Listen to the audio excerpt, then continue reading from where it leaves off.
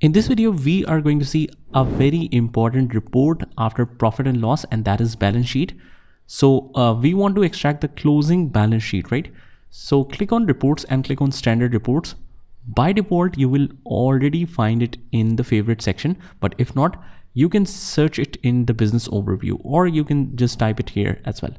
So balance sheet detail, balance sheet comparison, all of these are available, but we will just extract the simple version, which is this.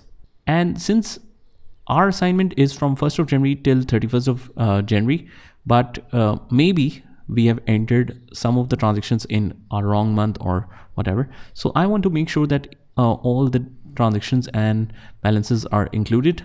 So just the report period should be set to all dates.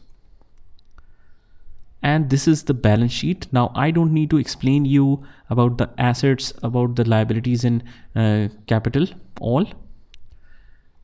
Just to see that there are 4 levels. One is asset, then current assets, then bank accounts, and then the individual ledger.